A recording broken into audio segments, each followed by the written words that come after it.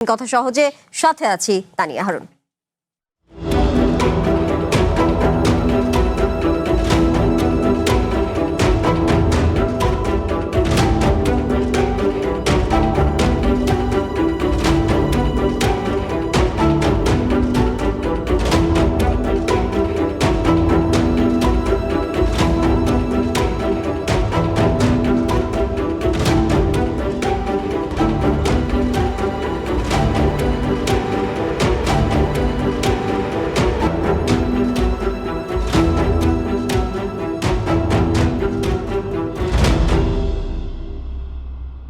চব্বিশের 5 আগস্টের পর বৈষম্য বিরোধী ছাত্র আন্দোলনের নেতারা বারবার শুনিয়েছেন নতুন বন্দোবস্ত, নতুন রাজনীতি ও ইনসাফের কথা। গণমাধ্যমেও বারবার আলোচিত হয়েছে, কিন্তু বাস্তবে আমরা কি রূপ দেখেছি কিংবা এখন দেখছি? বৈষম্য বিরোধী আন্দোলনের যে ছাত্র নেতারা নতুন বন্দোবস্তের কথা বলেছিলেন, তাদের বিরুদ্ধেই বারবার উঠেছে পুরনো রাজনীতির চিরচেনা নানান অভিযোগ। নতুন বন্দোবস্তে কতটা বৈষম্যহীন দেশ আমরা পেয়েছি, কতটা বদলেছে আমাদের রাজনীতি, নাকি নতুন রাজনীতির পুরনো রূপই দেখছি? এসব নিয়েই আজকের কঠিন কথা সহজে অনুষ্ঠানে আমাদের সাথে উপস্থিত আছেন বিএনপি নেতা মোহাম্মদ রাশেদ খান, আছেন এনসিপির যুগ্ম সদস্য সচিব ফরিদুল হক, এবং সংযুক্ত আছেন আমাদের সাথে বিপ্লবী ওয়ার্কার্স পার্টির রাজনৈতিক পরিষদের সদস্য আকবর খান। আপনাদের তিনজনকেই আজকের কঠিন কথা সহজে আমন্ত্রণ জানাচ্ছি। এছাড়া জানাতে চাই, আমাদের আয়োজন টেলিভিশনের পাশাপাশি ডিজিটাল প্ল্যাটফর্ম ইউটিউব ও ফেসবুকে সম্প্রচার হচ্ছে, সেখানে আপনি আপনার প্রশ্ন কিংবা মতামত জানাতে পারেন। বলছিলাম, 24-এর 5ই আগস্টের পর বারবার গণমাধ্যমের আলোচনা এসেছে নতুন বন্দোবস্তের কথা, অর্থাৎ বাংলাদেশ আর কখনো পুরনো রাজনীতি সংস্কৃতিতে ফিরবে না, এমনটা আলোচিত হয়েছে। সেই সাথে আলোচিত হয়েছে রাজনীতিতে যুক্ত হবে নতুন সংস্কৃতি। শুরুটা করতে চাই মোহাম্মদ রাশেদ খান আপনাকে দিয়ে। বৈষম্য বিরোধী ছাত্র আন্দোলনের নেতারা বারবার বলেছে নতুন বন্দোবস্ত, নতুন রাজনীতি এবং ইনসাফের কথা, কিন্তু 24-এর আগস্টের পর আমরা আসলে বাস্তবে কি রূপ দেখেছি বা এই মুহূর্তে আসলে কি দেখছি? আসসালামু আলাইকুম, সবাইকে শুভেচ্ছা। যখন আসলে নতুন বন্দোবস্তের কথা শুনি, তখন আমার কেন যেন নিজ থেকে হাসি চলে আসে। এর কারণটা হলো যে 18 মাসে আমরা যে পরিবর্তন চেয়েছিলাম, কতটুকু পরিবর্তন হয়েছে? এই যে বৈষম্য বিরোধী ছাত্র আন্দোলন, নামটা তো শুরুতে বৈষম্য, তাই না? এবং তারপরে বিরোধী। আসলে কি বৈষম্য বিরোধী আচরণ আমরা করতে পেরেছি? যদি আমরা আমাদের সেই সময়কার যারা নায়ক ছিল তাদের দিকে তাকাই, নিশ্চয়ই আপনি প্রথম আলো পত্রিকার সেই সংবাদ দেখেছেন, কিভাবে আসিফ মাহমুদ এবং হাসনাত আবদুল্লাহ তারা তাদের নিজেদের উপজেলায় সেখানে প্রায় 800 কোটি টাকার উন্নয়ন বরাদ্দ নিয়ে যায়। আমরা কয়েকদিন আগে দেখলাম যে কুমিল্লার যিনি জেলা পরিষদ প্রশাসক, তিনি বললেন যে আসিফ মাহমুদ 15 কোটি এবং হাসনাত আবদুল্লাহ 10 কোটি জেলা পরিষদের ওইখান থেকে নিয়ে গেছে, বরাদ্দ, উন্নয়ন বরাদ্দ। তার মানে এই যে 800 কোটি এবং আরো 25 কোটি, এরকম আরো কত টাকা আছে আমি জানি না। তো এই দুইজনের যদি এরকম বরাদ্দ হয়, জি, এই দুইজনের যদি এরকম উন্নয়ন বরাদ্দ হয়, তাহলে বাকি যে সার্জিস আলম, নাহিদ ইসলাম, হান্নান মাসুদ, তাদের কি বরাদ্দ দেওয়া হয়নি? বরাদ্দ দেওয়া হয়েছে। আসিফ মাহমুদ সরকারের উপদেষ্টা ছিল, হাসনাত আবদুল্লাহ কি সরকারের উপদেষ্টা ছিল? ছিল না। দেখেন, এনসিপি দাবি করে যে এই পার্টি তারা আসলে নিজেরা গঠন করেছে, এটা সরকারের কোনো সহযোগিতায় গড়ে ওঠা পার্টি নয়। কিন্তু আমার প্রশ্ন হলো যে আমি তো আসলে আমার এলাকায় উন্নয়ন করার জন্য ওই সময় আমি তো কোনো 400 বা 500 কোটি টাকা পাই নাই। হাসনাত আবদুল্লাহ কেন পেলো? কিংবা সার্জিস কেন পেলো? হান্নান মাসুদ কেন পেলো? আমরা তো গণ অভ্যুত্থানে ভূমিকা রেখেছি। 2018 সালের কোটা আন্দোলন 24 সাল পর্যন্ত টানা লড়াই সংগ্রাম করা ফরিদ ভাই করেছেন, তো ফরিদ ভাই পাননি আমি যতটুকু জানি। তার মানে কি? তার মানে এনসিপির শীর্ষ প্রায় 1 ডজন নেতৃবৃন্দ এরকম উন্নয়ন প্রকল্পের নামে লুটপাটে তারা জড়িয়ে পড়েছে। এবার দেখেন, এই যে এনসিপি যে এই অপরাধগুলো করেছে, এই কথাগুলো হয়তো আমি বলছি, আমার কথাগুলো শুনতে হয়তো ফরিদ ভাই খারাপ লাগবে, শহীদ উসমান হাদি তার কথা শুনতে কি তার খারাপ লাগবে? লাগবে না।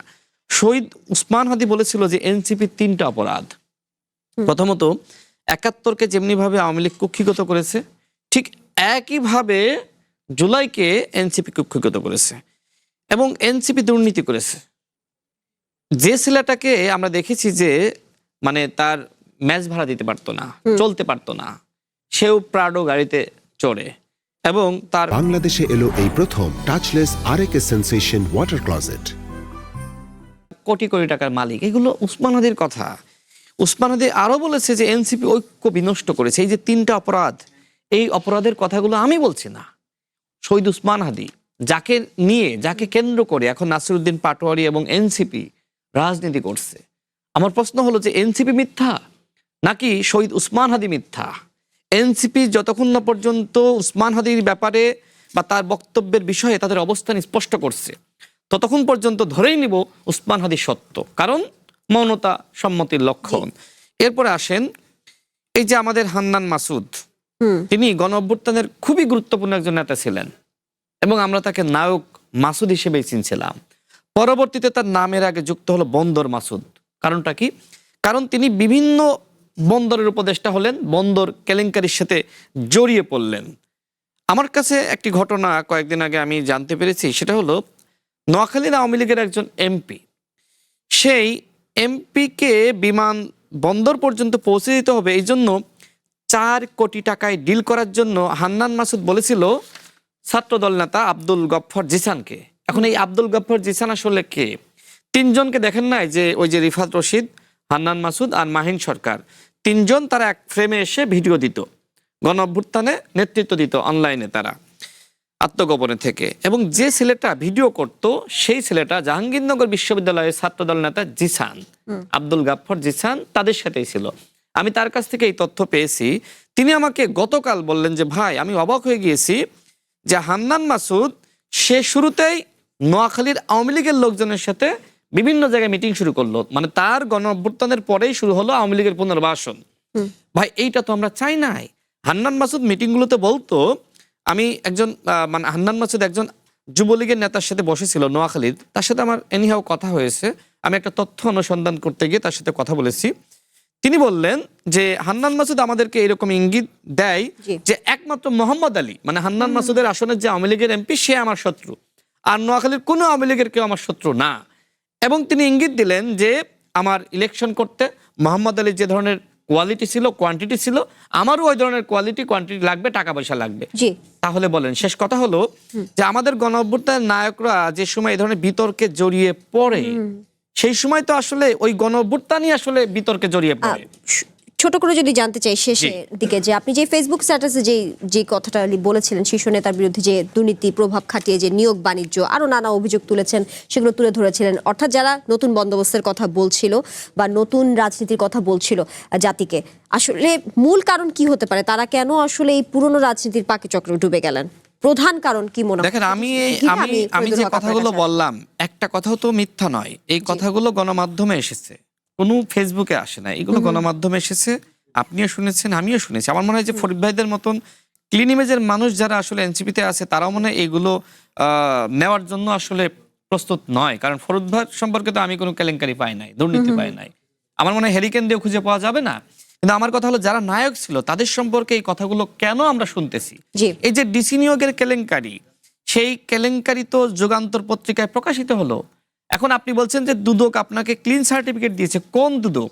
বিএনপি মাত্র ক্ষমতা নিয়েছে, মানে দায়িত্ব নিয়েছে, এবং আপনি অন্তর্বর্তীকালীন সরকারের সময় দুদকের চেয়ারম্যান বা যে সকল কমিশনারকে নিয়োগ দিয়েছিলেন তারা আপনাকে ক্লিন সার্টিফিকেট দিয়েছে। ওই দুদক কার দুদক? ওই দুদক তো অন্তর্বর্তীকালীন সরকার, অর্থাৎ এনসিপির দুদক। তো তারা কি ক্লিন সার্টিফিকেট দিল, সেটার উপর তো আপনি ক্লিন হয়ে গেছেন, সেটা তো বলা যায় না। আমার প্রশ্ন হলো যে যেমনি ভাবে আওয়ামী লীগের 16 বছরের তদন্ত হইতে হবে, যেহেতু নানান বিতর্ক সৃষ্টি হয়েছে এবং এখন আমরা দেখছি যে বিভিন্ন জায়গা থেকে উন্নয়ন প্রকল্পের নামে বৈষম্য সৃষ্টি করেছিল, সুতরাং অন্তর্বর্তীকালীন সরকারের 18 মাসের তদন্ত হইতে হবে। আমরা সংস্কারের কথা বলি না, যে আমাদের কেন আসলে সেই পুরনো সংস্কৃতি জিয়ে থাকলো? মানুষ হিসেবে আমরা কি পরিবর্তন হয়েছি? সংস্কৃতি কি? আমি মানুষ হিসেবে যা, তাই আমার সংস্কৃতি।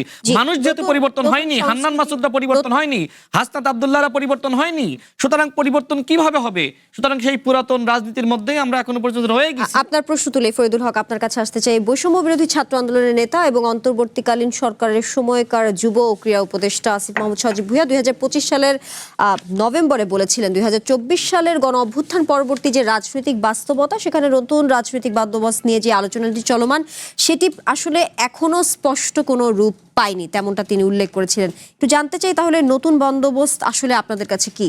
শুরুটা করতে চাই এই প্রশ্ন। জি, ধন্যবাদ। আগে আমি শুরুতে রাশেদ খানকে অভিনন্দন জানাই। আজকে দেখলাম উনি ফেসবুকে শেয়ার করছেন মাননীয় প্রধানমন্ত্রীর সাথে একটা কফি আড্ডা হয়তো ওনার ছিল।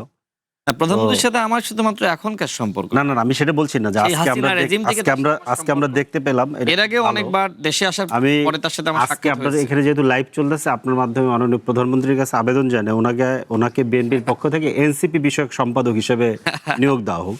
পাশাপাশি আরেকটা কাজ করতে পারেন উনি, সেটা হচ্ছে ধরেন উনি যে অভিযোগগুলো দিলেন 800 কোটি, 10 কোটি, 15 কোটি, এই ধরনের একটা ধরেন যেদিন ওই যে কুমিল্লার জেলা প্রশাসক যখন বলল, এই একই ধরনের একটা ফটো কার্ড প্রথম আলো ধরে রাখছে, এখন পর্যন্ত সম্ভবত আছে। রাজস্ব তহবিল থেকে আসিফ 15 ও হাসনাত 10 কোটি টাকা নিয়েছেন কুমিল্লার জেলা পরিষদ প্রশাসক। এটা হচ্ছে তাদের হেডলাইন। ক্লিকবেট বলি না আমরা, আপনাদের সাংবাদিকতার ভাষা। ভেতরে কিন্তু গল্পটা ভিন্ন। প্রথম কথা হচ্ছে এটা রাজস্ব থেকে নাই, জেলা পরিষদের রাজস্বে কখনো এত টাকা থাকে না। এটা একটা এডিপির বিশেষ বরাদ্দের মধ্য দিয়ে গেছে। এইবার একই ধরনের অভিযোগ আমি যদি করি যে ধরেন এইবারের যে বাজেট আসতেছে, সেই বাজেটে প্রথমবারের মতো 1,70,000 কোটি টাকা থোক বরাদ্দ রাখা হবে উন্নয়ন বরাদ্দ থেকে, এডিপির মধ্য থেকে। যেটা বর্তমান বাজেটে আছে হচ্ছে, চলমান অর্থ বছরে আছে 10,000 কোটি টাকা, আগের অর্থ বছরে আছে 11,000 কোটি টাকা, মানে নজিরবিহীন 17 গুণ বাড়তেছে।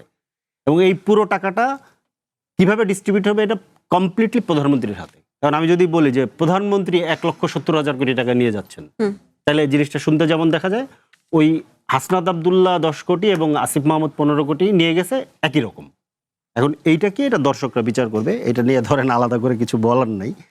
আর হচ্ছে উনি বারবার একটা অভিযোগ বারবার দেন, এই ইন্টারিম হচ্ছে এনসিপির গভর্নমেন্ট, কিন্তু ইন্টারিমের কি বলে ন্যাশনাল সিকিউরিটি অ্যাডভাইজার, বর্তমান সরকারের পররাষ্ট্রমন্ত্রী, উনি আজকে জাতিসংঘের মহাসচিব হয়েছে 99-91 এনসিপির বিরুদ্ধে যে অভিযোগগুলো বারবার আসছে, সাধারণ পরিষদের সেগুলো নিয়ে সভাপতি কি হয়েছে। বলবেন? আসলে বারবার এই দুর্নীতির অভিযোগ আসছে, এমনকি চাঁদাবাজির অভিযোগও আসছে।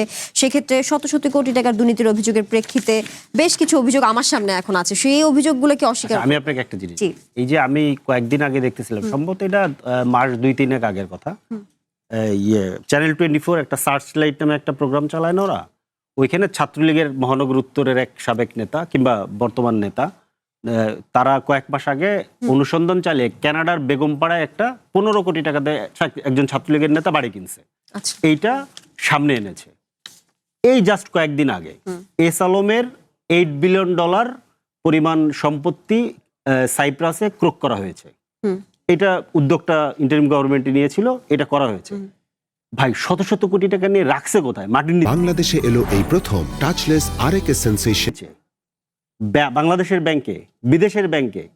আপনি এটা, আপনাদের হাতে রাষ্ট্র আছে, গভর্নমেন্ট আছে, আপনাদের কাছে সকল প্রতিষ্ঠান আছে, আপনারা বের করেন। আমরাও তো জানতে চাই কে নিল টাকা, আমরাও তো জানতে চাই কোত্থেকে টাকাটা নিল, কার কাছ থেকে নিল, কিভাবে নিল, এটা তো আমরা জানতে চাই। আপনি মিডিয়া মনে হয় যে বাংলাদেশের সকল মিডিয়া এনসিপির কথায় চলে? বাংলাদেশের রাষ্ট্রীয় প্রতিষ্ঠানগুলো এনসিপির কথায় চলে? বাংলাদেশের অন্যান্য যারা বিরোধী পক্ষ আছে সবাই এনসিপির কথা চলে? আওয়ামী লীগের লোকজনরা বসে আছে, এনসিপি যদি এই মাত্রায় দুর্নীতি, এই মাত্রায় করতো, বসে আছে? আপনি বের করেন, আমরা তো জানতে চাই। যদি কোনো ব্যক্তি এটা করে থাকে, অবশ্যই আমরাও চাই যে তার বিচার হোক। কিন্তু এই যে ক্লিকবেট জার্নালিজম থেকে এখন ধরেন ক্লিকবেট পলিটিশিয়ান আমরা দেখতে পাচ্ছি। উনি সারা দিন এটা বলতে থাকে, সারাটা দিন ফেসবুকে লিখতে থাকে, ফেসবুকের কমেন্ট সেকশন অফ করা থাকে, ওইখানে কোনো মতামত দেওয়া যায় না, শুধু উনি ওনারটা বলে যাবে, আর কাউকে বলতে দিবে না। তাহলে এইটা দিয়ে আসলে কি লাভ হচ্ছে? আপনি সিরিয়াসলি যদি কোনো অ্যালিগেশন থাকে, সিরিয়াসলি যদি কোনো আপনি এখন তো ডকুমেন্ট মতামত থাকে, দিতে পারছেন, উত্তর দেন। আমি যেগুলো সিরিয়াসলি যদি কোনো ডকুমেন্ট থাকে আপনি সেটা আনেন। দুদক আছে তো, দুদক তো আপনাদের হাতে, এখন দুদক আছে, আপনি দুদকের কাছে দেন, দিয়ে দুদক বিচার করুক। আমরা তো দেখতে চাই যদি কেউ আসলে 300-400 কোটি টাকা দুর্নীতি করে থাকে, তাহলে এটা দেখুক। এখন এই হাসনাত আব্দুল্লাহ এবং আসিফ মাহমুদের যে ঘটনাটা, এটা ওনারা ব্যাখ্যা দিয়েছেন, ওই জেলা পরিষদের প্রশাসক ব্যাখ্যা দিয়েছে যে আমার কথা ভুলভাবে উপস্থাপন করা হয়েছে, সেটা হাজির করা হয়েছে।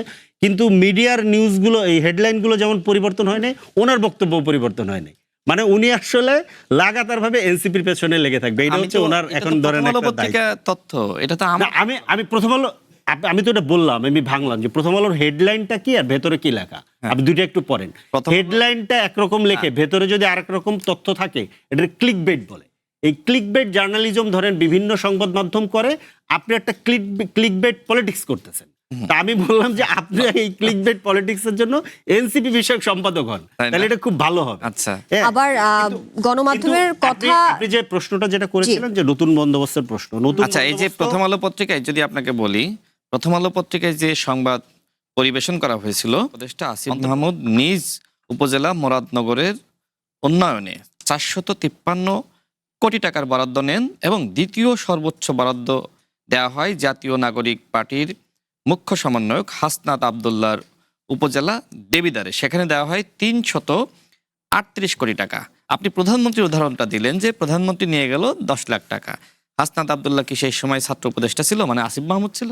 না, আমি সেটা বলছি না। আপনি যে বলছেন যে নিয়ে এটা কি মিথ্যা? এটা তো প্রথম না, না, আপনি যে নিয়ে গেল বলছেন এই যে 300 প্রায় টাকা, কিন্তু এখন এসে জেলা পরিষদ প্রশাসক বলেছে 15 কোটি আর 10 না না, এটা আমি কোনটা মানব? এটা তো আলাদা, এটা আবার আলাদা। ওইটা কোনটা আর এটা কোনটা? এটা এটা তো আমি ওইটা প্রথম কোনটা আর আলো এটা পত্রিকার কোনটা? তথ্য, প্রথম আলো উন্নয়ন পত্রিকা বরাদ্দ। এটা তো প্রথম আলো উন্নয়ন পত্রিকার বরাদ্দ তথ্য। ভাই এটা একটা তো জায়গা থেকে প্রথম আলো যায়, পত্রিকা ADP তো থেকে আপনিও পড়েন, আমি আমিও ঠিক আছে, পড়ি, আমি বাংলাদেশের আপনাকে- সবাই পড়ে। আমি আপনাকে এটা বলতেছি যে আপনি জিনিসটা বুঝেন। নিশ্চয়ই সেই টাকাটা নিউজটা নিচ্ছে আপনিও বলতে- দেখেছেন। কারণ টাকাটা তো কেউ বাংলাদেশের যে রাষ্ট্রীয় কোষাগার, সেখান থেকে কেউ বস্তায় ভরে নিচ্ছে না, এটা তো সম্ভব না। নিচ্ছে কিভাবে? কোনো প্রকল্পের মাধ্যমে। প্রকল্পটা কিভাবে নেয়? বাংলাদেশের বাজেটে প্রকল্প বরাদ্দ তিন ধরনের প্রধানত খরচ থাকে। একটা খরচ হচ্ছে পরিচালন ব্যয়, যেটা হচ্ছে সরকার চালাতে যে বেতন টেতন এইগুলো যেটা লাগে। 2 নম্বর খরচ হচ্ছে, যেহেতু অনেক বেশি ঋণ, হাসিনা 78% ঋণ করছে, পুরা ঋণের 78% গত 15 বছরে করছে, সেটা আর একটা, সেই ঋণের সুদ দিতে হয় অথবা ইনস্টলমেন্ট দিতে হয়, সেটা আর একটা খরচ। আরেকটা খরচ থাকে হচ্ছে এডিপি, যত বরাদ্দ যায় সব এডিপির মাধ্যমে। ওইটাও তো এডিপির টাকা।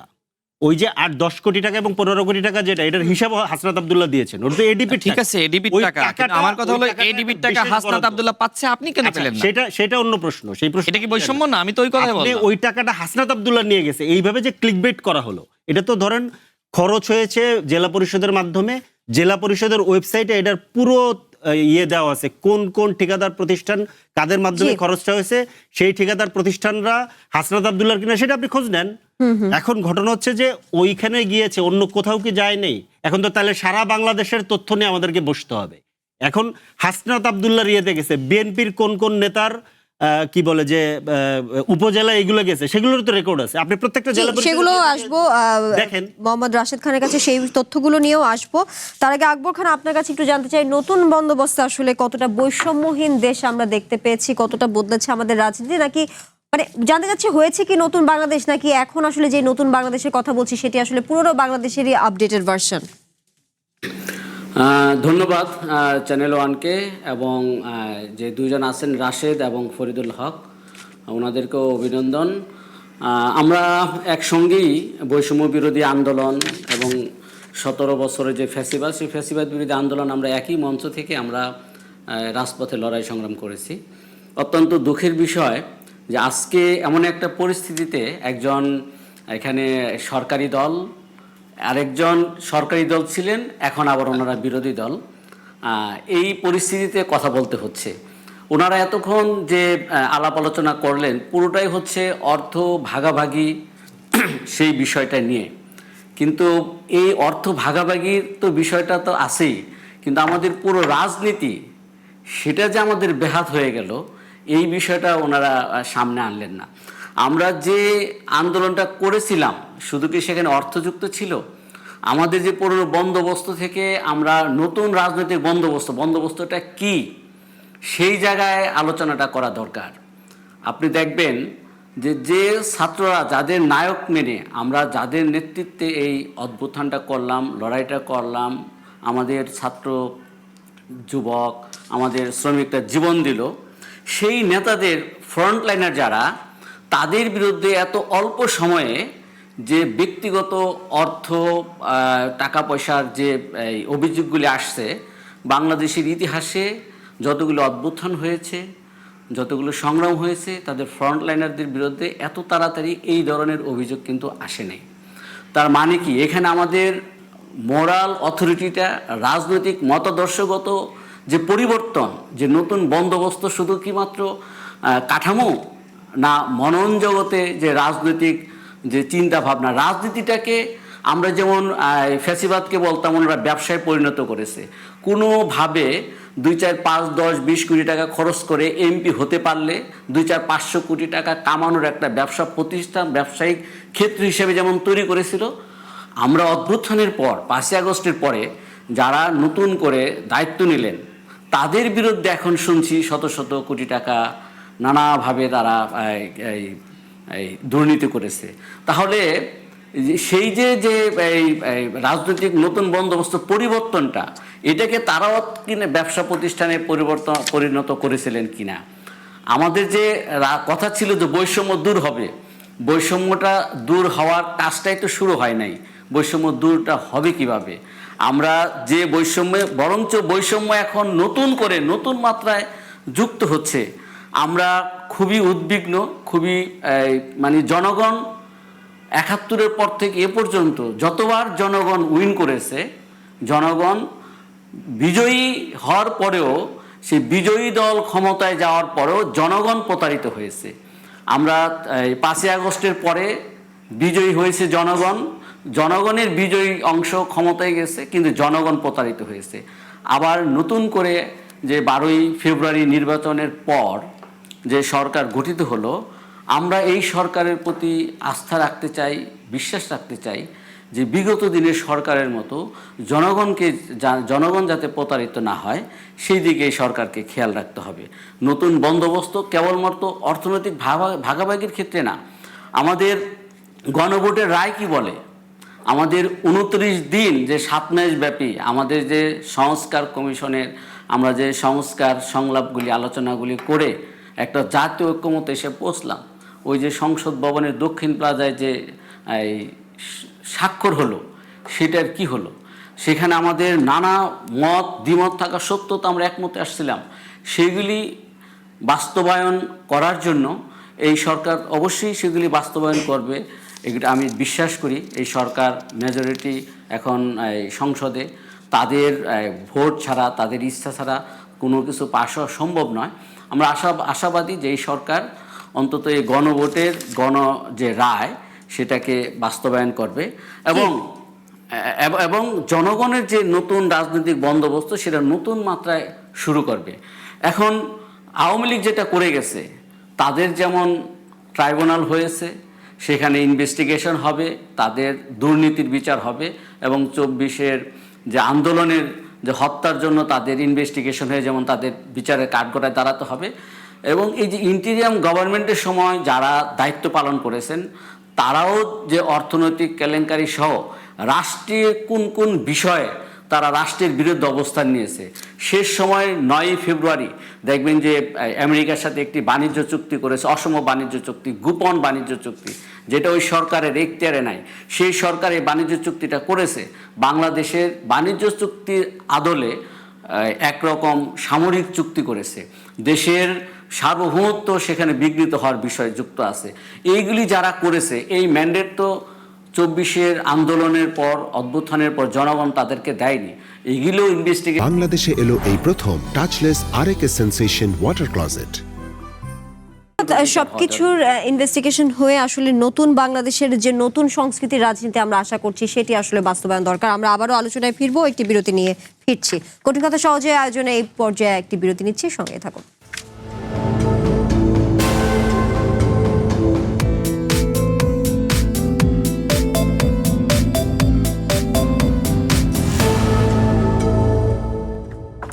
আবারও স্বাগত কঠিন কথা সহজে অনুষ্ঠানে। মোহাম্মদ রাশেদ খান, যেমনটা আকবর খান বলছিলেন বিরতির আগে, যে আসলে অর্থের ভাগাভাগির কথা তো আছেই, কিন্তু রাজনীতির যে বেহাল দশা হয়েছে 5ই আগস্টের পর, যেখানে রাজনীতির সংস্কৃতি বদলে যাওয়ার কথা, সেখানে আসলে কতটুকু যুক্ত হয়েছে, এবং বৈষম্য বিরোধী যে আন্দোলন হয়েছিল সেটি আসলে বৈষম্যকে দূর করার জন্য। এবং তিনি আরো একটি বিষয় উল্লেখ করেছেন, সেটি আসলে খুব ইন্টারেস্টিং, সেটি হচ্ছে বৈষম্য দূর করার আসলে কাজ শুরু হয়নি, বৈষম্য যুক্ত হওয়ার কাজ শুরু হয়েছে। এই বিষয়টা নিয়ে আপনি একমত কিনা, আর জানতে চাই আসলেই বাংলাদেশের রাজনীতি কোন পথে এই মুহূর্তে হাঁটছে, বর্তমান পরিস্থিতি যদি আপনি বিবেচনা করেন। দেখেন আকবর ভাই যে কথা বললেন, আমি তো একই কথা বললাম, পার্থক্য কোথায়? বরং ফরিদুল হক ভাই তিনি ভিন্ন কথা বললেন। তিনি আমার কোনো কথার উত্তর দিলেন না, তিনি ব্যক্তিগত আক্রমণ শুরু করলেন। কারণ এনসিপির নেতৃবৃন্দ আসলে এই কথাগুলো যে সময় সামনে আসে তার উত্তর দেওয়ার কিছু পান না, কারণ ঘটনাগুলো সত্য। সুতরাং ব্যক্তিগত আক্রমণ করে থামিয়ে দিতে পারলেই তারা মনে করে যে আমরা জয়ী হলাম। তা আমি ব্যক্তিগত আক্রমণকে আমি ব্যক্তিগতভাবে ওটা হেসে উড়িয়ে দিই। আমার যে বক্তব্য সেটা আমাকে বলতে হবে। আকবর খান বাণিজ্য চুক্তির বিষয়টি নিয়েও আমি বলেছিলেন, আসবো। সেটি নিয়েও আসলে আমি উত্তরটা আসি। আপনার জানা দরকার। বাণিজ্য চুক্তি মূলত এনসিপি করিয়েছে। কিভাবে করিয়েছে? ডক্টর মোহাম্মদ ইউনূসকে নিয়োগ দিয়েছে এনসিপি, এবং ডক্টর মোহাম্মদ ইউনূস দায়িত্ব নিয়ে এই চুক্তি করেছেন, এবং তিনি যতটা না বাংলাদেশের মানুষের স্বার্থকে প্রাধান্য দিয়েছেন, তার থেকে বেশি আসলে বিদেশি স্বার্থকে প্রাধান্য দিয়েছেন। বিএনপি, নিশ্চয়ই আপনার খেয়াল থাকবে, বিএনপি বারবার বলছিল যে আপনারা এই বন্দর চুক্তি, মানবিক করিডোর বা বিভিন্ন বৈদেশিক চুক্তি এগুলো আপনারা করিয়েন না, এগুলো নির্বাচিত সরকার আসার পরে আলাপ আলোচনার মাধ্যমে এই চুক্তিগুলো করবে। কিন্তু সেই সময় এনসিপির পক্ষ থেকে কার্যত কোনো প্রতিবাদ ছিল না, বরং আমরা দেখেছি যে এই আমেরিকার সাথে চুক্তির পরে এনসিপি নেতৃবৃন্দ ব্যাপকভাবে প্রশংসা করেছিল, নিশ্চয়ই আপনারও খেয়াল থাকবে। এখন তারা কি করছে? তারা এখন নতুনভাবে তারা এখন সরকারের সমালোচনা করছে। কেন আমি জানি না, তারা হয়তো এখন অপোজিশনে গেছে। তো আকবর ভাই যথার্থই বলেছে যে একজন সরকারি দলের নেতা, মানে তিনি ছিলেন, যদিও অস্বীকার যান, এখন তিনি বিরোধী দলে গেছেন, এখন তিনি সরকারের, অন্তর্বর্তীকালীন সরকারের অনেক কিছু সমালোচনা করবেন, কারণ দায় নিতে চাইবেন না। কিন্তু যে সময় আসলে সরকারি সুযোগ সুবিধা নিয়েছেন, এই যে হাসনাত আব্দুল্লাহ, তিনি বললেন যে প্রধানমন্ত্রী নিয়ে গেল এত কোটি টাকা। তাহলে হাসনাত আব্দুল্লাহ কেন নিয়ে গেল এত কোটি টাকা? তিনি তো প্রধানমন্ত্রী। তাহলে হাসনাত আব্দুল্লাহ কি প্রধানমন্ত্রী না মন্ত্রী না উপদেষ্টা? আমি ধরে নিলাম যে হ্যাঁ, সরকারে ছিল আসিফ মাহমুদ, সে এগুলো করলো। হাসনাত আব্দুল্লাহ করার সুযোগ কিভাবে হলো? এখানেই তো বৈষম্য। আকবর ভাই তো রাজনীতি করেছে, রাজপথে মার খেয়েছে, হ্যাঁ, আক্রমণের শিকার হয়েছে, জেলে গিয়েছে। তা আকবর ভাই তো আসলে এই বরাদ্দ পাইলো না। নির্বাচনের সময় হাসনাত আব্দুল্লাহ কি করেছে দেখেন, তার একটা ভিডিও আমি দেখলাম, তিনি বলছেন যে আমি নির্বাচনে 100 টাকা খরচ করি নাই, হাসতে হাসতে বলছে। আমি তো হয়ে গেলাম। নির্বাচনে যে লোক সরকারের কাছ থেকে 400 কোটি টাকা পায়, তার আবার নিজের পকেট থেকে 100 কোটি টাকা খরচ করার দরকার আছে? খরচটা কোথায়? খরচটা এই যে আমি মসজিদ করে দিয়েছি, মাদ্রাসা করে দিয়েছি, স্কুল করে দিয়েছি, রাস্তা করে দিয়েছি। নির্বাচনের সময় হাসনাত আব্দুল্লাহ এই কথাগুলো বলেছে। তো আমি রাশেদ খান তো বলতে পারি নাই, আকবর খান তো বলতে পারে নাই, ফরিদুল হক তো বলতে পারে নাই। বৈষম্য তো তারাই জিয়ে রাখলো, অথচ নিজেদেরকে তারা দাবি করে যে বৈষম্য বিরোধী ছাত্র আন্দোলনের নেতা। বৈষম্য যাবে কিভাবে? যদি আপনারা যে আন্দোলনের নেতৃত্ব দিলেন, হাসিনার পতন হলো, সেই নেতৃত্ব দেওয়ার পরে আপনারাই আওয়ামী লীগের সাথে মিটিং শুরু করলেন, আপনারা সেই বৈষম্য শুরু করলেন, তাহলে তো পরিবর্তনটা হবে না। হ্যাঁ, পরিবর্তন এখন হবে। আকবর ভাই বললেন যে বর্তমান সরকারের উচিত এখন সংস্কারের রাজনীতি করা। বর্তমান সরকার অবশ্যই সংস্কারের রাজনীতি করবে। আমি আজকে মাননীয় প্রধানমন্ত্রীর সাথে আমার একটা সাক্ষাৎ ছিল, উনি কটাক্ষ করলেন। দেখেন, এই সাক্ষাৎ তো নতুন না, আমি এর আগে মাননীয় প্রধানমন্ত্রীর সাথে কথা বলেছি। আজকে আমি অনেকগুলো বিষয় নিয়ে তার সাথে আমার আলোচনা হয়েছে। আমি আমার জায়গা থেকে যে বিষয়গুলো উপলব্ধি করি, আমি সেই বিষয়গুলো নিয়ে তার সাথে কথা বলি।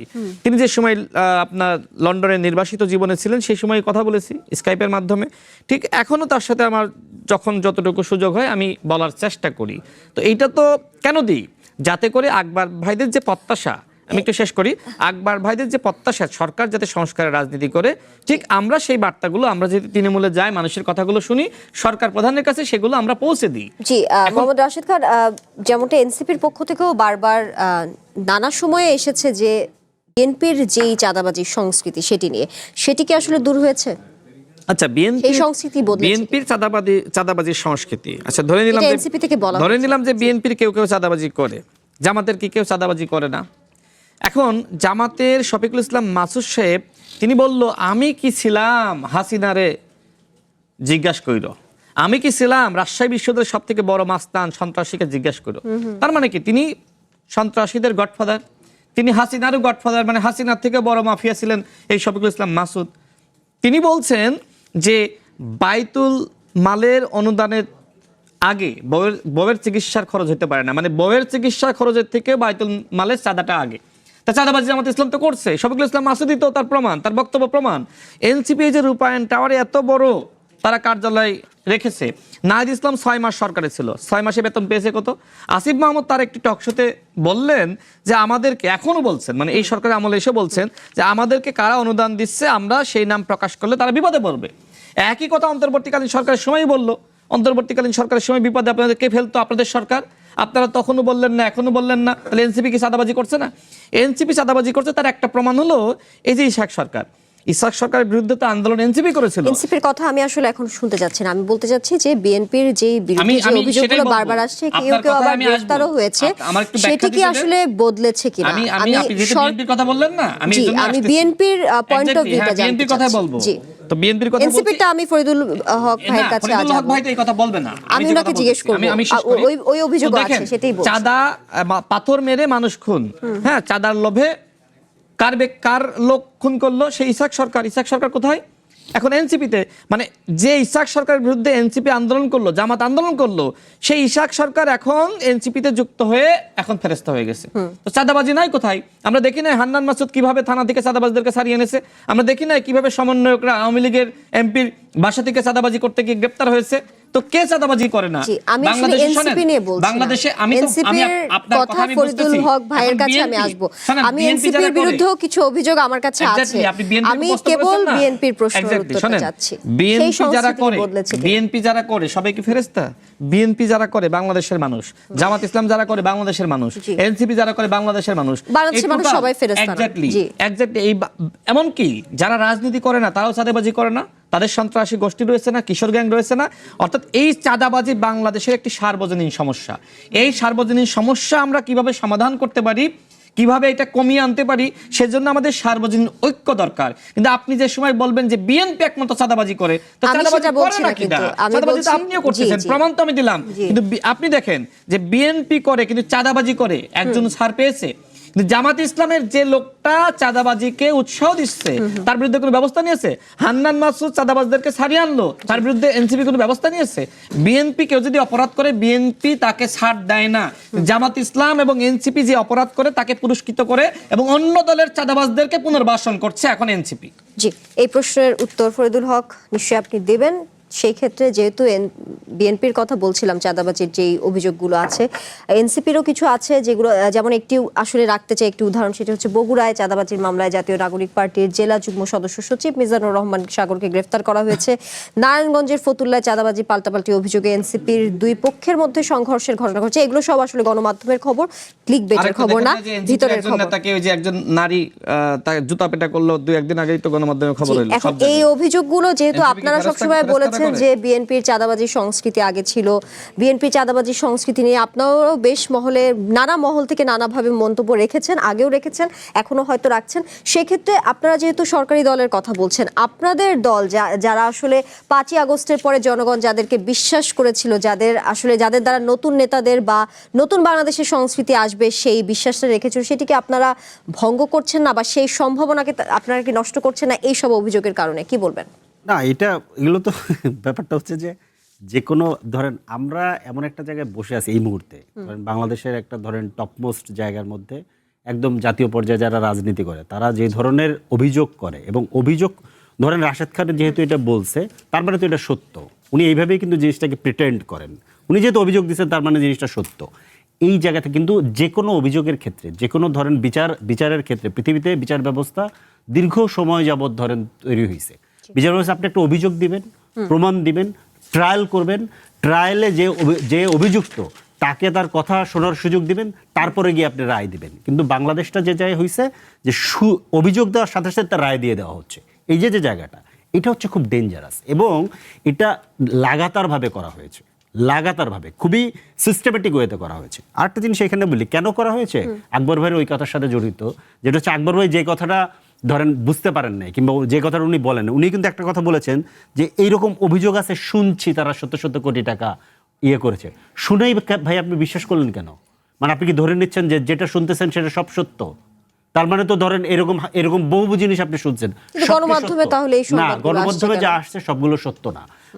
আপনি খেয়াল, আমি আপনাকে একটা জিনিস বলি, গাজী সালাউদ্দিন তানভীরের বিরুদ্ধে 400 কোটি টাকার যে অভিযোগ, এটা অন্তত 1000 বার আপনি রিপোর্ট দেখছেন, 1000টা রিপোর্ট, কিন্তু দুদক যখন তাকে ক্লিন চিট দিল, আপনি একটা নিউজ বের করে দেখাতে পারবেন সেটা? আপনাদের দুদক না, যাদের দুদকই দেখ, দুদক দিয়েছে কিন্তু একটা নিউজ আছে সেখানে, একটা আপনি আবার সেটা রিওপেন করেন না, আপনার কাছে সেই সুযোগ আছে তো। কিন্তু আমার কথা হচ্ছে যে আপনি আরেকবার নিউজ করেছেন কিনা, অভিযোগটা দিয়ে আপনি সবাইকে বিশ্বাস করে ফেলছেন কেন? কারণ এই আলাপটাতে আপনি আমাকে ব্যস্ত রাখছেন। ওই যে আকবর ভাই যেটা বললো যে গণভোটের গণরায় বাস্তবায়ন হচ্ছে না, ওটাকে আড়ালে ফেলার জন্য বারবার এই আলাপগুলোকে আপনি সামনে আনছেন এবং নতুন বন্দোবস্তর প্রশ্ন আপনি তুলেছেন না, নতুন বন্দোবস্ত না করার পেছনে জি। বারবার আপনি আমাকে ট্রিগার করতেছেন, কিন্তু গণভোটের গণরায় বিএনপি মানলো না। খেয়াল করেন আপনি, নতুন বন্দোবস্ত মানে কি? আমরা একটা নতুন সংবিধান চেয়েছি, সেকেন্ড রিপাবলিক চেয়েছি, আমরা জাতীয় সরকার করতে চেয়েছি। আপনারা তো পুরোটা ধরেন আমাদেরকে পুরোনো জায়গায় ফেরত পাঠাইছেন এবং আজকের দিনে এসে জিরো সংস্কার করেছেন আপনার বাংলাদেশের রাষ্ট্র, রাজনীতি, সংবিধান এবং আইন কানুনের। কোথাও কোনো সংস্কার হয়নি, জিরো, একদম জিরো, আগের জায়গায় ফেরত নিয়ে গেছেন। এবং আগের জায়গায় তাহলে বিএনপি ফেরত নিয়ে গেছে এমনটা বলছেন? বিএনপি সহ পুরো এস্টাবলিশমেন্ট, জি। বিএনপি সহ পুরো এস্টাবলিশমেন্ট এটা করছে। আপনি খেয়াল করেন বাংলাদেশের কোথায় সংস্কার হয়েছে, এবং যে কোনো কিছুই হলেই বাংলাদেশের সব দোষ এনসিপির। ধরেন উনি কি চমৎকারভাবে বলল যে কি বাণিজ্য চুক্তি নাকি এনসিপি করিয়েছে, হোয়ারাজ সেদিন একজন উপদেষ্টা, ওইটা উনি ভুলে গেলেন, সেদিন একজন উপদেষ্টা বলল কিচেন ক্যাবিনেট হয়েছে, সেই ক্যাবিনেটের মেম্বার কারা ছিলেন, কারা পরবর্তীতে প্রাইস পোস্টিং পেয়ে পররাষ্ট্রমন্ত্রী হচ্ছেন, আজকে জাতিসংঘের সাধারণ পরিষদের সভাপতি হচ্ছেন, তারা যে নির্বাচনের 3 দিন আগে করলো, এটা যে নির্বাচনের 3 দিন আগেই না, আরও আগে থেকে এটা আলোচনা ছিল। এবং আমরা যে বারবার দাবি করলাম যে এটা পার্লামেন্টে আনেন, পার্লামেন্টে আলোচনা করেন, যদি বিএনপির এটার বিপক্ষে থাকে, বিএনপি এটা নিয়ে কেন করতেছে না, মানে কেন আপিল করতেছে না? এখনো তো 60 দিন সময় আছে। কারণ ওই আমেরিকান ফেডারেল কোর্টই কিন্তু এটা বলেছে, অন্য অনেক দেশে রিভিউ করেছে, কোথাও নাল অ্যান্ড ভয়েড করা হয়েছে। আপনি কেন করছেন না? ঠিক আছে, ধরে নিলাম এনসিপি, আপনি কেন করছেন না? কারণ আপনি এই পুরো সিন্ডিকেটের সাথে আপনি জড়িত। আমরা বারবার বলছি যে আমরা বিন্দুমাত্র এটার সাথে জড়িত ছিলাম না। এবং আপনি খেয়াল করেন বারবার যেটা করা হয়, আপনি যেটা করেন নাই কিংবা বলেন নাই, সেটা আপনার হয়ে আরেকজন বলে আপনার বিরুদ্ধে ধরেন দাঁড় করাই দিবে। আমি কখনোই এই কথা বলিনি, কিন্তু বলবে যে না উনি তো এটার পক্ষে ছিল, উনি এটার পক্ষে সাধুবাদ জানিয়েছে। কে সাধুবাদ জানিয়েছে আপনি বলেন? আপনি চুক্তি নিয়ে কে সাধুবাদ জানিয়েছে? বরঞ্চ আমরা বারবার চুক্তির ব্যাপারে কথা পরে বলেছি। আপনারা কি সাধুবাদ জানান নাই? মোটেই না, মোটেই আমরা কখনো সাধুবাদ জানি। আপনি একটা রেকর্ড দেখান, একটা রেকর্ড দেখান যে আমাদের কোন নেতা বলছে যে আমরা এই চুক্তিকে সাধুবাদ জানাচ্ছি। বরঞ্চ নাহিদ ইসলাম একাধিকবার বলেছেন যে এই চুক্তি পার্লামেন্টে আলোচনা করতে হবে। আমরা সাধুবাদ জানানো তো প্রশ্ন আসে পার্লামেন্টে তো আলোচনা না, আচ্ছা, ইসলামী করে কেন করলো না? না এটা পার্লামেন্টে কি সে চাইলে আলোচনা করতে পারে? পার্লামেন্ট তো একটা রুলস অফ প্রসিডিউর আছে, কথা বলছে, অনেক বিষয়, কিন্তু আপনি এই বিষয়ে বললো না। না এটা নিয়ে কথা বলার জন্য বলেছে যে আমরা ওই সময় এটা আসলে সময় পাই না, এই কথা বললো। না আমরা তো ভাই পার্লামেন্ট একটা সিস্টেম্যাটিক ওয়েতে চলছে। এটা সে যে 35 মিনিট বক্তব্য দিল নাহিদ ইসলাম, তাহলে তার যে বক্তব্য আপনি যদি বিশ্লেষণ করেন সেটা কি কোন প্রসিডিউরের মধ্যে ছিল? আরে প্রসিডিউরের জিনিসটা বুঝেন। এটা নিয়ে তো পার্লামেন্টে আলোচনা মানে কি? পার্লামেন্ট এটা নিয়ে প্রশ্ন তোলা না, পার্লামেন্টে নিয়ে এটা আলোচনা করার জন্য এটা আলাদা আকারে ধরেন মুলতবি প্রস্তাব তুলতে হবে। এটা তো একটা প্রসিডিওর আছে। আপনাকে জিনিসগুলোর যে আপনি পার্লামেন্ট নির্বাচন করে আসছেন ভাই, আপনাকে যদি আমার এটা বলতে হয় তাহলে তো মুশকিল। এটা তো একটা প্রসিডিওর আছে, আপনাকে মুলতবি প্রস্তাব তুলতে হবে, তারপরে এটার উপর আলোচনা হবে যে এটা কি রাখা যাবে না রাখা যাবে না, এটা কি রিভিউ করবেন নাকি নাল ভয়েড করবেন, সেইটার জন্য উনি কথা বলেছেন। এটার জন্য উনি একাধিকবার কথা বলেছেন নাহিদ ইসলাম। আপনি বলছেন যে এনসিপি এটাকে সাধুবাদ জানিয়েছে, এটা করলো হচ্ছে গিয়া বিএনপি কি বলে যেই ইন্টারিমের প্রধান ট্রফি দিয়ে আসলো লন্ডনে, এবং যে হচ্ছে লন্ডন মিটিংয়ের ফ্যাসিলিটেট করলো কিংবা ক্যাটালিস্টের ভূমিকা পালন করলো, যিনি পরে প্রাইস পোস্টিং পেলেন পররাষ্ট্রমন্ত্রী হিসেবে, তিনি করলেন এটা। আপনি এটা দোষ দিয়ে দিচ্ছেন এনসিপির ঘাড়ে। কেন ভাই? এটা দায়িত্ব নেন না, আপনারা করেছেন, দায়িত্ব নেন। আর যদি আপনারা বলেন যে না আমরা এটা করিনি, তাহলে বাতিল করেন, দেখি আপনাদের কত সততা, আপনারা বাতিল করেন এই চুক্তি। আমাদের তো এটা নিয়ে সে নাই। আমরা বলছি যে পার্লামেন্টে আলোচনা করেন, কারণ এটা জাতীয় গুরুত্বপূর্ণ ইস্যু। এইটা বাংলাদেশের মানুষের স্বার্থের ইস্যু আছে, নিরাপত্তার ইস্যু আছে, সার্বভৌমত্বের ইস্যু আছে। এইগুলো কি হবে না হবে রিভিউ করবেন কি? অনেকগুলো দেশ এই ইস্যু নিয়ে অনেকগুলো কাজ করেছে। আপনি এটা পার্লামেন্টে নেন না, পার্লামেন্টে নিয়ে আলাপ করেন, কোনো অসুবিধা নাই তো। কিন্তু আপনি এটা পুরো দায়টা আপনি এনসিপির ঘাড়ে চাপিয়ে দিলেন। এনসিপির ঘাড়ে চাপানোর মধ্য দিয়ে আসলে ইন্টেনশনটা খেয়াল করেন, উনি কিন্তু খুব বুঝে চাপাইছেন। ইন্টেনশনটা হচ্ছে গিয়া বিএনপিটাকে রেখে দিতে চায়, রেখে দিয়ে ওই যে ধরেন সাধারণ পরিষদের যে হয়েছে, শুল্ক কমানো কূটনৈতিক বিজয়। এখন আপনারও খেয়াল থাকার কথা যে এনসিপির অনেক নেতৃবৃন্দ এই যে শুল্ক কমানোর ইস্যুটা আগে, শুল্ক কমানোর ইস্যু অনেক পরে এই চুক্তি হয়েছে নির্বাচনের মাত্র 3 দিন আগে। একটার সাথে শুল্ক কমানোর ইস্যুর সাথে এটা রিলেটেড না, এটা রিলেটেড না, একটার সাথে আরেকটা না এটা আগের ইস্যু। শুল্ক কিন্তু ওই দিন কমে না। ওটা কয় তারিখের নিউজ আপনি দেখেন? আপনারা যে কয় তারিখের নিউজ দেখেন না? মানবিক করিডর, বন্দর চুক্তি, এগুলো নিয়ে আপনারা কেন সবসময় সরকারকে সমর্থন দিচ্ছিলেন? না আমরা কোথায় সমর্থন দিচ্ছি? কোন কিসের সমর্থন বললেন আপনারা? সরকারে ইন্টারিম সরকার হচ্ছে পুরো আপনাদের কন্ট্রোলে ছিল, পুরো বিএনপির কন্ট্রোলে ছিল ইন্টারিম সরকার। এনসিপি গঠনগুলো সরকার আর বিএনপি। আরে কি বলেন, এনসিপি গঠন করতে এনসিপি যখন ছিল তখন গণ অভ্যুত্থানের আমরা এই বিষয়ে একটু আকবর খানের কিছু বক্তব্য আছে, আকবর খানের বক্তব্য একটু শুনে আসবো। আমার কাছে মনে হচ্ছে আপনাদের দুইজনের কথা শুনে যে সেই পুরনো যে আগের রাজনীতি আমাদের ফরিদ ভাই একেবারে আওয়ামী লীগের নেতাদের মতো কথা বলছেন। এটা তো ফরিদ ভাইয়ের কাছ থেকে আশা করা যায় না। ফরিদ ভাই, হাসনাত আব্দুল্লাহ যখন রোজার মাসে খেজুরের হিসাব আমাদের সামনে তুলে ধরে, আমরা খুব আশাবাদী হই যে নতুন প্রজন্ম অন্তত একটা সত্য সবার সামনে তুলে ধরেছে। কিন্তু আপনি যে এনসিপি করেন, এনসিপির নেতারা যে এবার কুরবানি দিল, তাদের অর্থনৈতিক যে পরিবর্তন হলো, দলের ভিতরে এই স্বচ্ছতার চর্চা কি আপনারা করেছেন? নতুন বন্দোবস্ত তো এইটাই ভাই, কে কোথায় 32 লাখ টাকা দিয়ে কুরবানি দিয়েছে বলেন এটা।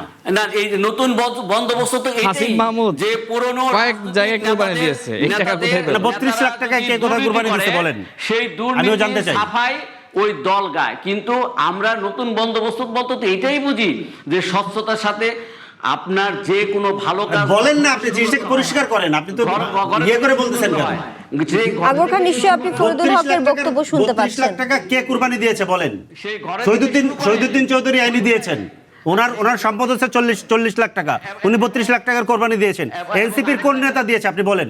আরেকটু কথা বলি যে চাঁদাবাজি, জবরদখল বা দুর্নীতি এর উৎসটা হচ্ছে কি? ক্ষমতা। আমার কাছে মনে হয় যে আপনারা যখন ইন্ডিয়ান গভর্নমেন্টের সময় ক্ষমতা ছিলেন, তখন সেটা হয়েছে। আবার ইন্টারিম গভর্নমেন্টের সময় বিএনপি ক্ষমতায় ছিল না? তখন আপনারা বিএনপি কে কেন আপনারা ধরেন নাই? বিএনপি ক্ষমতায় ছিল না, বিএনপি ক্ষমতায় ছিল না, বিএনপি তো তখন ক্ষমতায় না, ক্ষমতায় তো তখন আপনারা। আমরা ক্ষমতায় ছিলাম। হ্যাঁ, আসিফ মাহমুদ, তারপরে নাহিদ, এরা উপদেষ্টা ছিল। এরা কি তখন খলিলুর রহমান সিকিউরিটি অ্যাডভাইজার ছিল না? উনি এখন পররাষ্ট্রমন্ত্রী না? এই আউট অফ নোয়ার একজনকে পররাষ্ট্রমন্ত্রী বানায় দেয়। ভাই, আমার দেশে মব কি কমেছে? আমার মাজার ভাঙা হয়, কবর থেকে লাশ তুলে পোড়ানো হয়, নারী ধর্ষণ হয়, শিশু ধর্ষণ হয়। এগুলি কি নতুন বন্দোবস্ত মধ্যে কি পরে এগুলোকে পরিবর্তন করতে হবে? এগুলোর কথা তো কোনো দ্বিমত নাই তো, অবশ্যই এগুলো পরিবর্তন করতে হবে। সেগুলি কেন ইন্টারিম গভর্নমেন্ট থেকে সেই সময় তো সুযোগ ছিল, শুরু করেন নাই?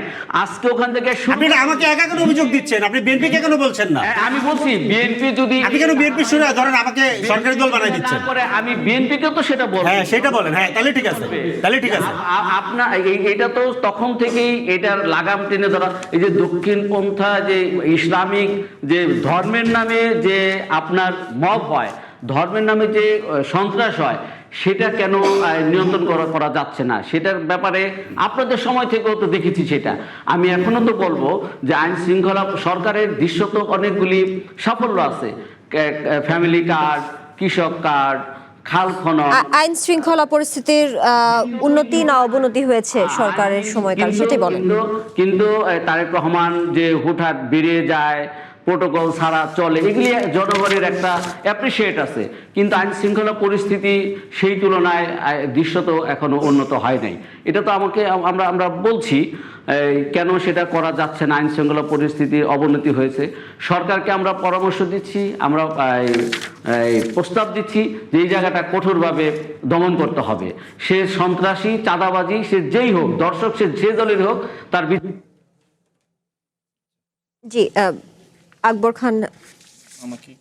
খানের কথা এখন আপাতত আমরা যান্ত্রিক কারণে কেন শুনতে পাচ্ছি না, হয়তো তিনি আবারও যুক্ত হবেন। একটি বিরতি নিয়ে আপনার কাছে আসবো মোহাম্মদ রাশেদ খান, আপনার মতামত জানতে একটি বিরতি নিয়ে ফিরছি। কঠিন কথা সহজে অনুষ্ঠানে এই পর্যায়ে একটি বিরতি নিচ্ছি, সাথেই থাকুন।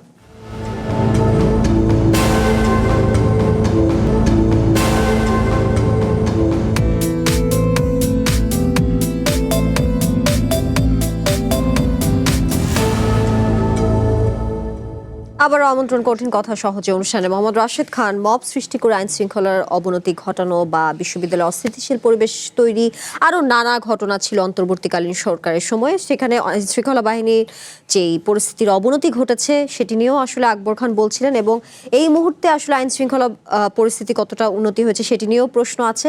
আর তখনকার সময় আপনি যেটা বলছিলেন যে তখনকার অন্তর্বর্তীকালীন সরকারের সময় আসলে তরুণরা বা এনসিপি নেতারা বা বৈষম্য বিরোধী ছাত্র আন্দোলনে যারা নেতৃত্ব দিয়েছেন তারাও সেইখানে আসলে তাদেরও সংশ্লিষ্টতা ছিল বা তারাও ইন্টারিম গভর্নমেন্টের একটা বিশেষ অংশ ছিল। তাহলে কি এই যে পুরো তখনকার সময়ে যে আইন শৃঙ্খলা পরিস্থিতির অবনতি সেটি আসলে বাংলাদেশের রাজনীতির জন্য কতটা অশনি সংকেত, বা এখন কি পরিস্থিতি? দেখেন, হাসনাত আব্দুল্লাহ তার একটি ভিডিও দেখলাম লাইভ, সম্ভবত তিনি প্রথম আলো এবং ডেইলি স্টারকে নিয়ে অনেক ক্ষোভ প্রকাশ করলেন এর আগে প্রথম আলো এবং ডেইলি স্টারের কার্যালয়ে আগুন লাগানো হয়। সে সময় সার্জিস আলম, নাসিরুদ্দিন পাটোয়ারি তারা আরেকটা বিপ্লবের ইঙ্গিত করেছিল যে আরেকটা বিপ্লব আজকে রাতে হয়ে যাবে, এবং তাদের এই পোস্টকে কেন্দ্র করে প্রথম আলো এবং ডেইলি স্টারের অফিসে আগুন লাগা, সেটা নিয়ে অনেকের মন্তব্য আছে যে তাদের এই পোস্ট মূলত উস্কে দিয়েছে। সেই সময় শিবিরের নেতারাও একই ধরনের মানে ঘেরাওয়ের হুমকি দেয়, আগুন লাগানোর কথাবার্তা অনেকে পোস্ট দিয়েছে। প্রথম আলো ডেইলি স্টার ইন্ডিয়ান এজেন্ডা বাস্তবায়ন করছে, ধ্বংস করে দিতে হবে। অর্থাৎ আইন শৃঙ্খলা পরিস্থিতি আমার কাছে মনে হয় যে অন্তর্বর্তীকালীন সরকার ইচ্ছাকৃতভাবেই তারা এটা আসলে ঠিক করে নাই। এমনকি তাদের যে প্রেস সচিব ছিল সে বলছিল যে এটা আসলে প্রেশার গ্রুপ, অর্থাৎ এনসিপি বা এনসিপি সংশ্লিষ্ট যে সকল ব্যক্তিবর্গ ছিল বা বৈষম্যবিরোধী ছাত্র আন্দোলন তাদেরকে বলছিল প্রেশার গ্রুপ। এই যে আওয়ামী লীগের বিভিন্ন বাড়ি ঘরে গিয়ে আপনার চাঁদাবাজি করা, বিভিন্ন জায়গায় আগুন জ্বালিয়ে দেওয়া, লুটপাট করা, এই ঘটনাগুলো তো ঘটেছে। এবং এই ঘটনাগুলো কেন ঘটলো আমি আসলে কি বলবো, এর দায়িত্ব অন্তর্বর্তীকালীন সরকারকে নিতে হবে। আরেকটা ব্যাপারে বলি, সেটা হলো দেখেন, আচ্ছা আইন শৃঙ্খলা শেষ করি। বর্তমান সরকার আইন শৃঙ্খলা পরিস্থিতি আসলে উন্নয়নের জন্য চেষ্টা করছে, কিন্তু 16 বছরে যা হয়েছিল, 18 মাসে যা হয়েছিল, একদিনে বা 5 দিনে বা 10 দিনে সেটা শেষ হয়ে যাবে না। সেটার জন্য অন্তত সময় দিতে হবে। অন্তত আমরা 1 বছর ওয়েট করি যে সরকার কতটুকু স্বাভাবিক করতে পারে, এরপরে না হয় আমরা সমালোচনা করব। আরেকটি ব্যাপারে বলে শেষ করব, সেটি হলো এই যে ইসাক সরকার, এখন এনসিপির নেতা, আগে তো বিএনপি করতেন, তিনি ফেসবুকে পোস্ট করেছেন যে কিভাবে আসিফ মাহমুদের দেওয়া টাকায় কুরবানির গরুর মাংস বংশাল, কোতোয়ালি, লালবাগ, চকবাজার, কামরঙ্গি সহ বিভিন্ন জায়গায় পৌঁছে দিয়েছে দুস্থ মানুষ বা জুলাই যোদ্ধা বা বিভিন্ন অসহায় পরিবারের মাঝে। এরকম বিভিন্ন ওয়ার্ডে সম্ভবত এনসিপির পক্ষ থেকে কুরবানির মাংস পৌঁছে দেওয়া হয়েছে। এনসিপির এই ফান্ডিংটা কোথা থেকে আসতেছে? এক, দ্বিতীয়ত জামাতের এমপিরা কেউ 65টা, কেউ আসলে 100টা করে গরু কুরবানি দিয়েছে। জামাতের এই যে উত্তরের যিনি সেলিম ভাই আছেন, উত্তরের সম্ভবত আমির, তিনি দেখলাম ফেসবুকে বলছেন প্রত্যেকটা ওয়ার্ডে সম্ভবত 4টা করে গরু কুরবানি দিয়েছেন। তো এইটা তো ফরিদ ভাই তার ওয়ার্ডে দিতে পারলেন না, আমি রাশেদ খান দিতে পারলাম না, তারা কিভাবে দিচ্ছে? আমি শুনতে পাচ্ছি যে আসলে তুরস্ক থেকে বিশাল অঙ্কের একটি ফান্ড আসলো। এই ফান্ডটা আসলে কোন সিস্টেমেটিক ওয়েতে আসলো? আমি বাংলাদেশ সরকারকে বলতে চাই যে আপনারা আসলে এইটা তদন্ত করেন, কারণ এখানে জামাত পাচ্ছে আমি পাচ্ছি না, অন্য কেউ পাচ্ছে না। তাহলে এই যে আজকে তুরস্কের টাকায় জামাত ইসলাম রাজনীতি করছে, কুরবানি দিচ্ছে, মানুষের ভোট কিনছে, বা এইভাবে তো আসলে কোনো সংস্কারের রাজনীতি হতে পারে না। জামাত ইসলাম আজকে বাংলাদেশে যে রাজনীতি করছে এটা আসলে ধোঁকাবাজি, প্রতারণার রাজনীতি। ওয়েলফেয়ার মেকানিজমের নামে তারা মূলত আজকে বাংলাদেশের রাজনীতিকেই কলুষিত করছে। জি, আকবর খান, আপনার কাছে একটু আসতে চাই। বাংলাদেশের রাজনীতিতে বিরোধিতা ছিল, প্রতিযোগিতা ছিল, এখনো আছে, কিন্তু রাজনৈতিক শিষ্টাচারের যে অবনমন ঘটেছে বা কতটা এই মুহূর্তে দেখেছেন সেটা নিয়ে একটু ছোট্ট করে আপনার কাছে জানতে চাই, আমাদের সময় স্বল্পতা রয়েছে। ধন্যবাদ। সেই রাজনৈতিক কালচার তো আমাদের দেশে অনেক দিন ধরে সে রাজনৈতিক কালচার নেই। আপনি খেয়াল করবেন যে আমরা একজন আরেকজনের সাথে কথা বলি বা বক্তব্য যখন বলি তখন ব্যক্তিগতভাবে আমরা আক্রমণ করি, ব্যক্তি চরিত্র হননের দিকে আক্রমণ করি। কিন্তু রাজনীতিতে আসলে রাজনৈতিকভাবে মোকাবেলা করতে হবে। রাজনীতিতে যে মননশীলতা, তার মতাদর্শ, তার এই আদর্শিক জায়গা, তার চেতনার জায়গা, সেই জায়গাতে মোকাবেলা করতে হবে। আমরা গত আগে যে বাংলাদেশের প্রখ্যাত এক রাজনীতিবিদ তুফাইল আহমেদ, ওনার জানাজাকে কেন্দ্র করে যে সময় স্বল্পতা আছে, 30 সেকেন্ডে শেষ করবেন। এটাকে তো রাজনৈতিক শিষ্টাচার বহির্ভূত। একজন রাজনীতিবিদ যখন মারা যান তখন তিনি সবকিছুর ঊর্ধ্বে। আমরা ভবিষ্যতে এবং মানে অদূর ভবিষ্যতে কোনো রাজনীতি ব্যক্তি মারা গেলে তার জানাজা একটা বিদুর বিষয়। ওই সময় এই ধরনের মব বা এই ধরনের রাজনীতি, এটাকে কেন্দ্র করে কোনো রাজনৈতিক ফায়দা হোক এরকম কোনো কিছু আমরা দেখতে চাই না। জি নিশ্চয়ই। ফরিদুল হক আহমেদের জানাজায় সরকারের পক্ষ থেকে বা প্রশাসনের পক্ষ থেকে কোনো বাধা দেওয়া হয়নি, কিন্তু এই জানাজাকে কেন্দ্র করে দেখলাম যে সেখানে আওয়ামী লীগ, ছাত্রলীগের লোকজন তারা মিছিল করছে, তারা স্লোগান দিচ্ছে। এইটা কিভাবে থামানো যায় সেই প্রচেষ্টা পুলিশ প্রশাসন করেছে। জানাজাকে কেন্দ্র করে আপনি যে রাজনীতিকরণ করা, আপনি একটা নিষিদ্ধ দল, আপনি সেখানে মিছিল করতে, ফরিদুল হক, শেষ মুহূর্তে আপনার বক্তব্য জানতে চাই, কিছু বলবেন কিনা? আমি আকবর ভাই আমার অনেক পরিচিত মানুষ, পুরনো মানুষ, আমরা একসাথে বহু রাস্তায় মানে টিয়ার শেল মাইর খাইছি। উনি আমাকে আওয়ামী লীগ বলছেন, আমার কাছে খুব ভালো লাগছে।